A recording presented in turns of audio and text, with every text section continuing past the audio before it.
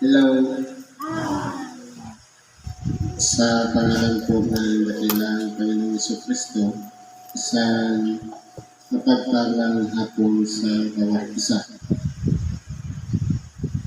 Nandito po tayo sa pagpapatuloy ng gawain kung saan meron tayong tinatawag na sitas na sa mabasahin natin at maghati-hatian upang ito'y magsilbing pinakapagkain ng ating karuwa. Kaya sa ganun, maibsanan yung mga kabigatan na dinaranas natin sa ating mga buhay.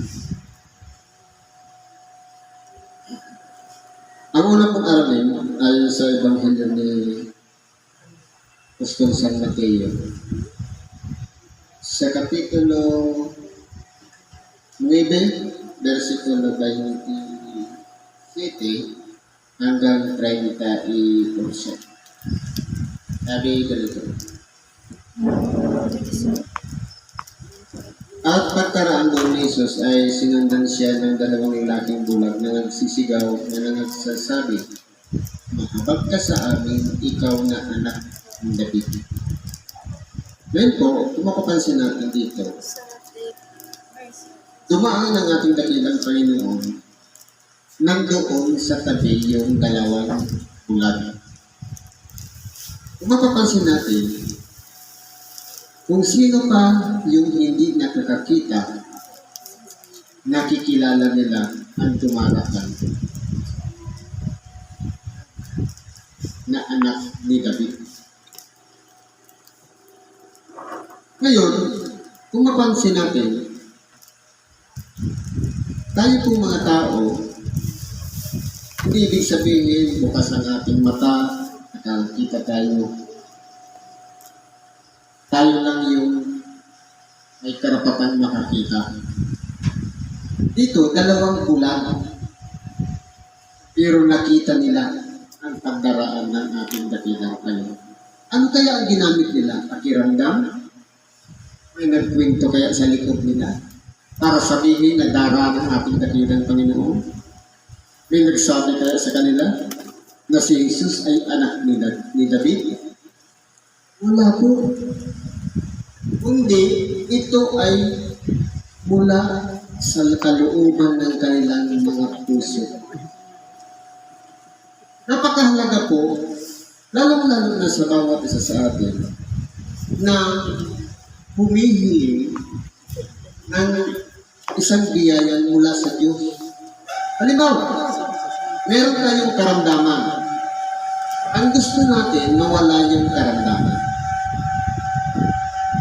Ang pinakaunang susi kung hihiling tayo sa Diyos, dapat nakikilala natin ang kanyang bugtong na anak sa makatulid bagay, si Jesucristo. Bakit po? Kasi dito, sabi, at nang pumasok siya sa bahay, ay nagsilapit sa kanya ang mga lalaking bulag. At sinabi sa kanila ni Jesus, "Nagsisisampalataya ba kayo na magagawa ko ito?" Sinabi nila sa kanya, "Oo, Panginoon." Ano po ba yung inaasahan ng dalawang bulag? Walang iba ang magkaroon sila ng paningin. Sa makatuwid, yung puwersa na parang, halimbawa, paano po ba nagkakaroon ng pananampalataya ang isang tao? Halimbawa, nagpagkwentuhan tayo. At doon kita nga sa Kamaligan, meron doong tulungan na gumagaling ang may karamdaman. Napakinggan ang ating tainga. Ngayon, nagpasya tayo na makarating dito. Yung parang porsa na nagtutulak sa atin, makarating dito, ang tawag po doon, pananampalataya.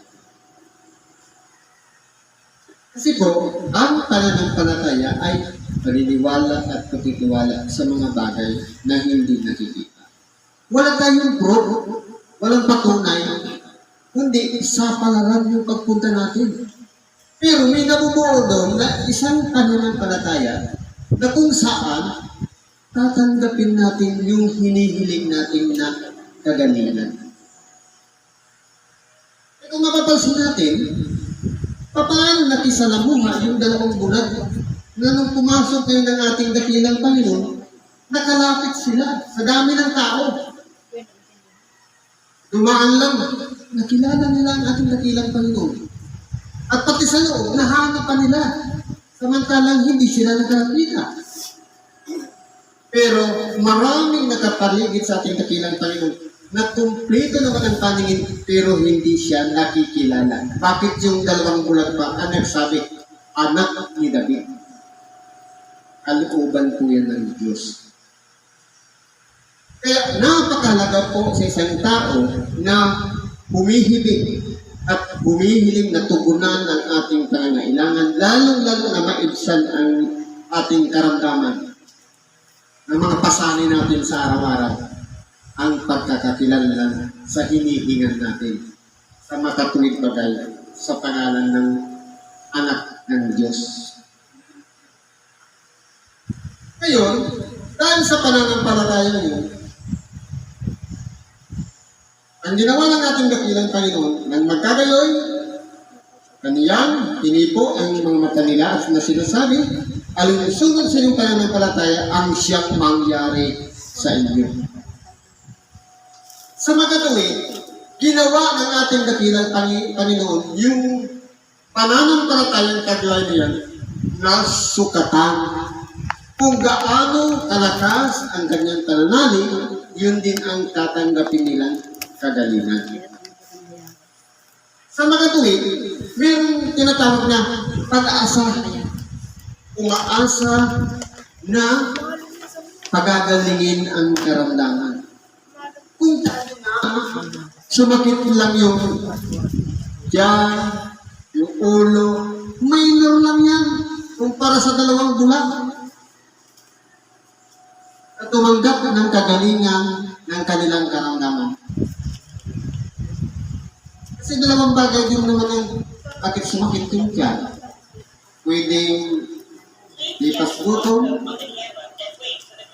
Sabi nga niya, walang laman ng tiyan o kaya hindi tinanggap ng tiyan yung kinain. O tinanggap ng tiyan ang kinain.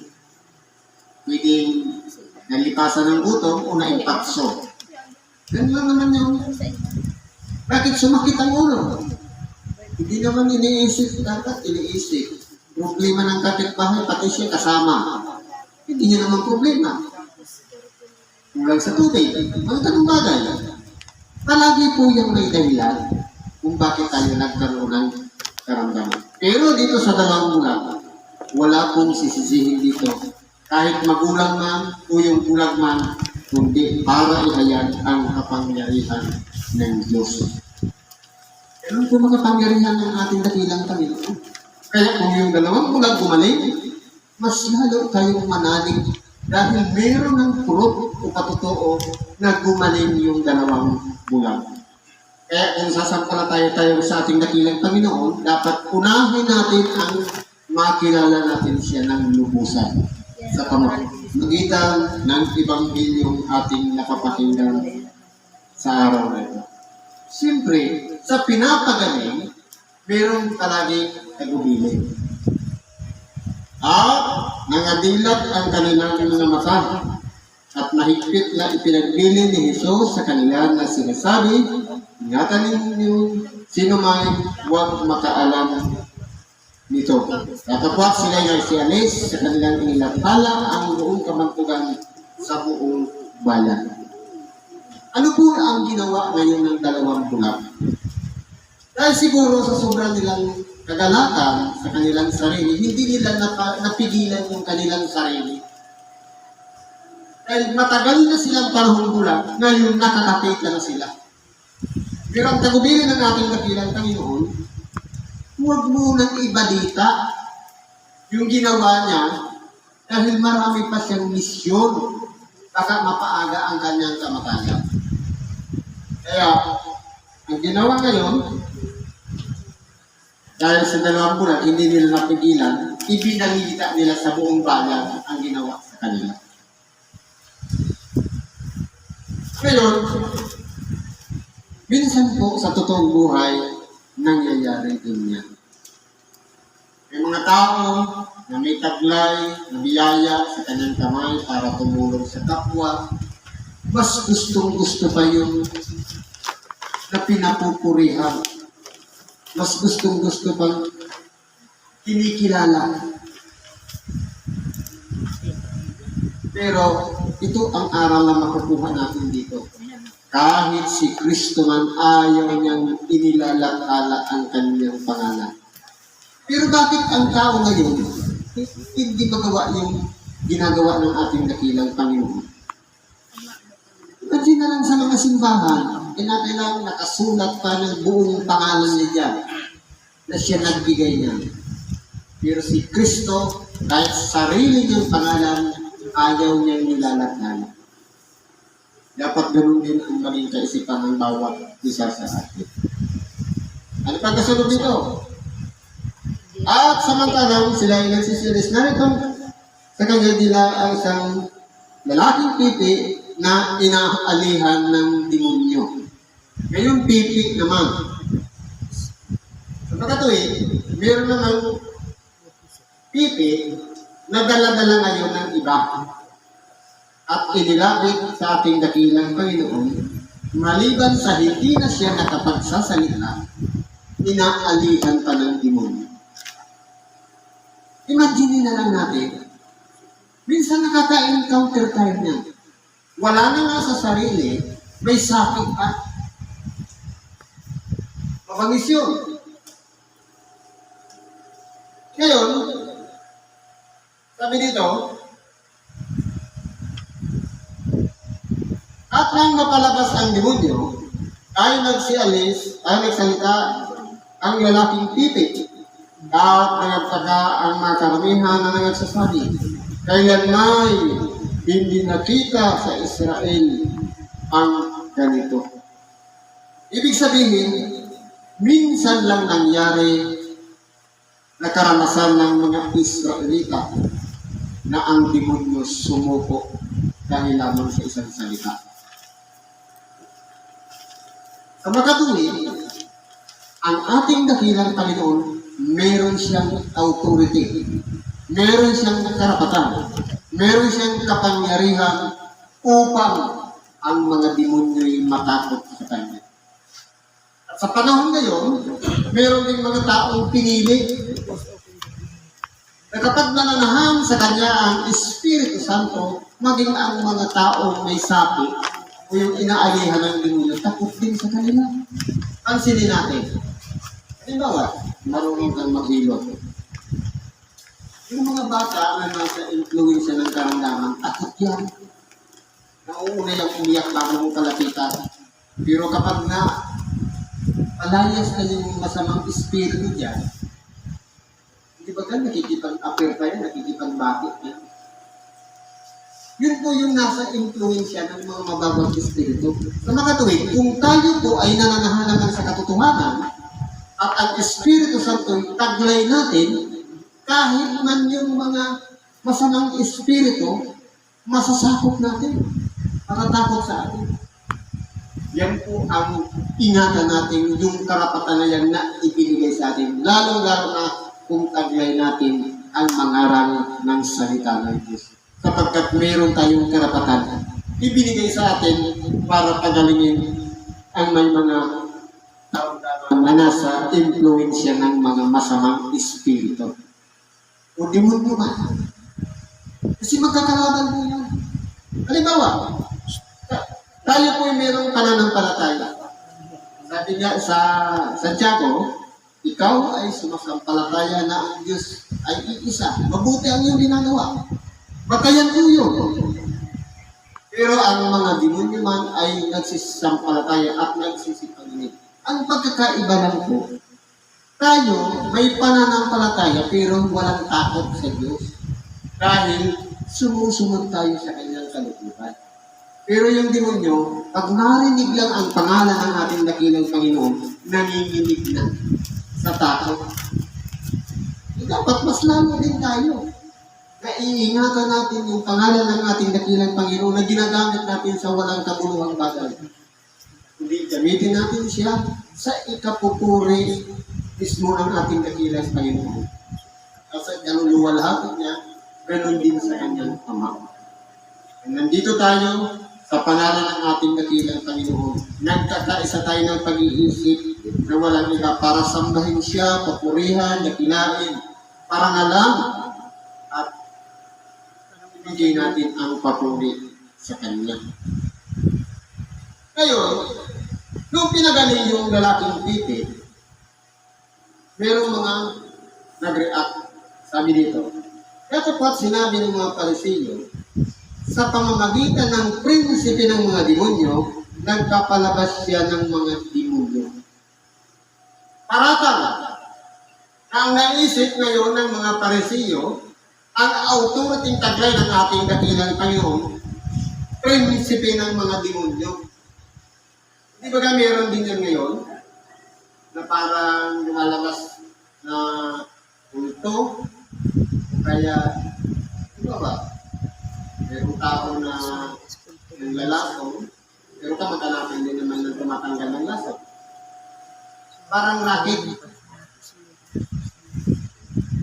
Dito, ganun na ang tingin na ngayon ng mga Pariseo sa ginawa ng ating dakilang Panginoon.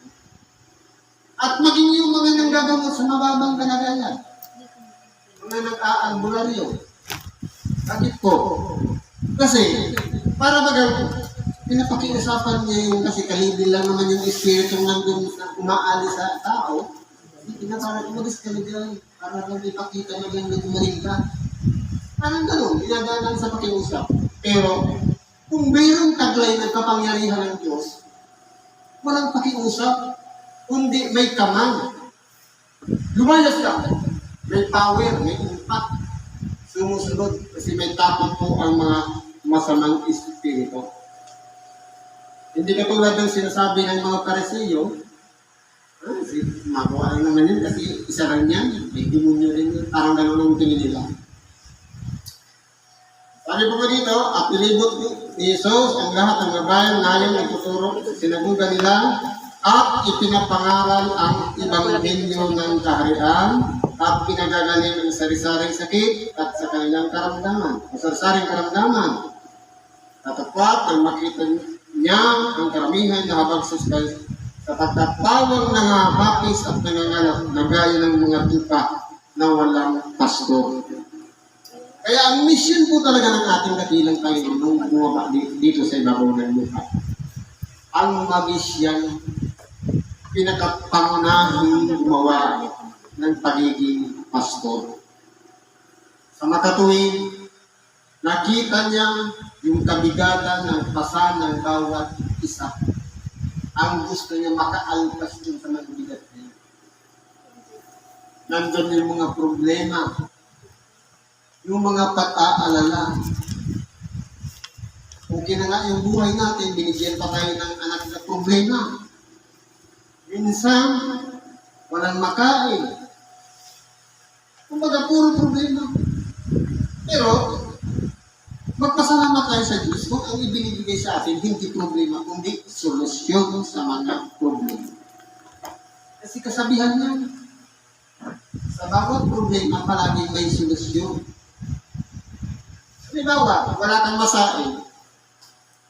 Hanggat nahihiga ka lang dyan, kahit katabi mo pa yung kaldero, yakap-yakapin natin, kung wala kang ginawa na lumabas sa bahay, wala kang bigas na mas bulpungan. Kasi nakapukus sa problema.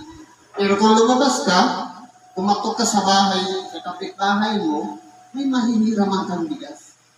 Kinakailangan may aksyon para masolve yung bawat problema. Ganun po yung ginagawa ng ating dakilang Panginoon. Ibinibigay niya yung pangangailangan ng tao. Imagine, bago pa nilikha ang tao, lahat nakaprovide na. Gagamitin na lang. Kahit yung ginagamit nating enerhiya ngayon, mga compost na lang yan, yung mga sinaunang mga hayop ng unang panahon. Yung katas nila, sinisip-sip pa yun para gawing gasolina, gano'n. Provider po kasi ang Diyos. Siya ang nagbibigay sa atin ng lahat nating pangangailangan. Lamang, pinakailangan natin mag-aral na mag-aral na mag-aral. Bakit po? Minsan gusto nating malinis palagi ang ating bakuran, pero hindi natin napansin yung isa parang kagamutan sa ating karamdaman, pinatubo na ng Diyos dahil sa bakuran natin. Kaso hindi natin alam, ginawa natin siyang damo. Pero nung tuklasin natin, gamot pala siya sa bumababa yung platelets. Ito ba? Provider po kasi ang Diyos. Kulang lang tayo sa pagsasaliksik at pag-aaral. Ganyan po ang Diyos magbigay ng kasagutan sa lahat ng ating pangangailangan. Nang magkagayon, sinabi niya sa kanyang mga katotohanan, ang aanihin ay marami, katapwat na kaunti ang manggagawa. Ilangin na ninyo sa Panginoon ng aanihin na magpadala siya ng mga manggagawa sa kanyang aanihin. Ito po ang pinaka-kailangan natin hingin sa Ama. Dumarami ang mga tao sa sanlibutan, kakaunti yung sinusubo para mangaral ng salita ng Diyos. Ito yung mga manggagawa na binigyan ng karapatan, sinugo para mangaral ng tinatawag na salita ng Diyos. Kailangan kasi natin ang salita ng Diyos. Kasi ito yung pinakapagkain ng ating nag-iisang kaluluwa. Tinatay ng buhay. Kapag nakakarinig tayo ng salita ng Diyos, gumagaan ang ating pakiramdam sa mga kabigatan niya. Na meron tayong karamdaman, pag sinabi ng doktor, iiling-iling, wala nang chance ang buhay. Pero nung mapakinggan natin ang aral ng salita ng Diyos, na meron palang isang kapangyarihan sa makatulad po kay Jesus Kristo na nakapagpapadilat ng mata at nakapagsasalita ang pipi, meron ka palang chance itong karamdaman natin para pagalingin. Sa makatuwid, magtiwala lang tayo kay Kristo. Kung sa doktor niregtik na, marami na tayong pinuntahan, pagdating dito, ang Diyos mismo ang magpapagaling ng ating mga karamdaman. Kasi po yung mga doktor, tao rin lang naman sila, nagkakasakit din, nanghihina din, nagugutom din, at namamatay din. Makatuwid, kung tayo'y magtitiwala sa tao lang, wala pong mangyayari sa ating buhay. Doon tayo magtiwala sa pinanggalingan ng ating buhay sa makatulad bagay sa Diyos na makapangyarihan sa lahat sa pangalan ng kanyang bugtong na anak na si Jesus Kristo na ating tagapagligtas. Siguro po, dito na lang pag-itibagay natin sa oras na ito. Salamat sa Diyos at anuman ang ating kailangan, karaingan, pagkatiwala natin sa Diyos. Sa ngalan ni Kristo, salamat at mapagpalang hapon sa bawat isa.